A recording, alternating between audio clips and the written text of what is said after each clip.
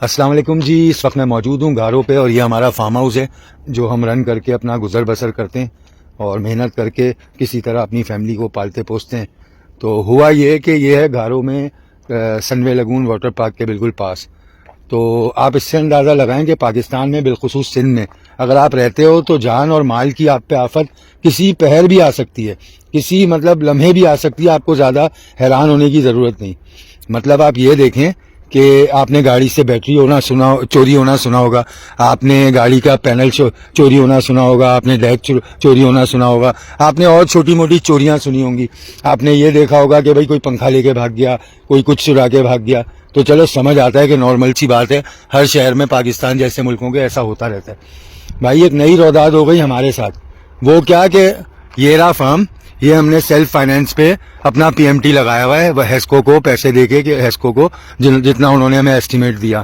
بھائی جوان کے بچے یہاں سے پی ایم ٹی ہی کھول کے اتار کے پورا ڈسمینٹل کر کے سارا سامان کھول کے لے گئے اس کا.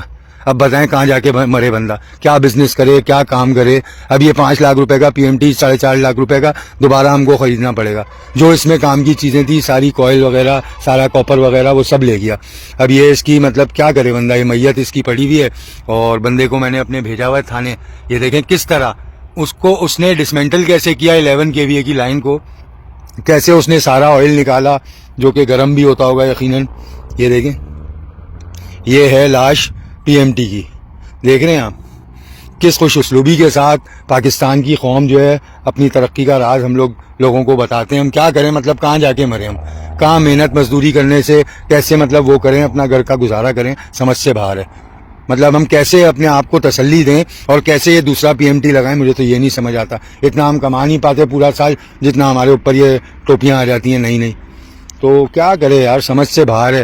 تو کراچی والے جو سندھ میں کام کرنا چاہتے ہیں، جو آگے نان کراچی ایریاز میں کام کرنا چاہتے ہیں، ان کے لیے تو بدبختی ہے. یہاں تو پولیس بھی ہماری زبان نہیں سمجھتی. یہاں تو ہم کسی کا کچھ بگاڑ ہی نہیں سکتے نا.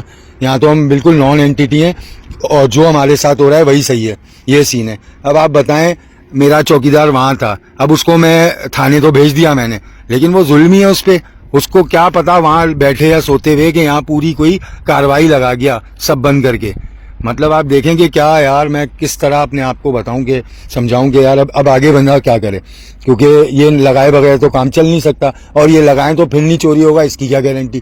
اب اس میں وابڈا کے، اس میں ہیسکو کے جو بھی لوگ، کیونکہ یہ کوئی گلی کا چور تو کھول نہیں سکتا. آپ بتائیں کوئی کھول سکتا ہے؟ تو یہ کھولنے کے لیے بندہ چور انجینئر ہوگا، چور سپروائزر ہوگا الیکٹریکل کا، چور نے ڈپلوما کیا ہوا ہوگا، چور کو پتا ہوگا 11 kVA کے قریب بھی گئے تو اسٹیکر بنا دے گی، صحیح سے وہ چھاپ دے گی، وہ وہیں پر چپکا دے گی، جھلسا دے گی.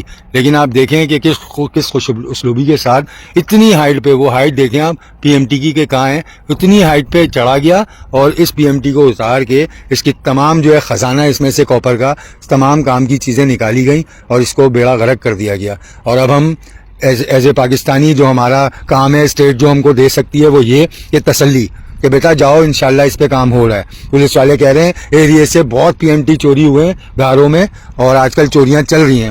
پولیس والے اتنے اچھے ہیں ہمارے کہ وہ ہمیں اتنی اچھی انفارمیشن دے رہے ہیں کہ ایریے میں یہ وارداتیں ہو رہی ہیں، تو آپ اپنا خیال رکھیں. آپ تو شیبہ کے پینسل سیلوں سے اپنی چیزیں چلائیں، اپنی صنعتیں چلائیں، اپنی فیکٹریاں چلائیں، اور پی ایم ٹی ہٹائی دیں، کیونکہ پی ایم ٹی تو چوری ہو رہے ہیں جی. تو یہ ہے کل ملا کے ماجرا.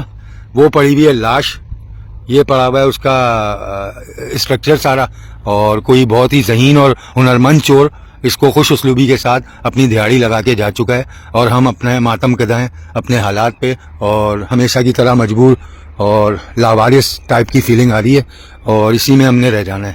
اس سے علاوہ ہم کچھ کر نہیں سکتے. یہی تھی کہانی. شکریہ آپ کا سننے کا.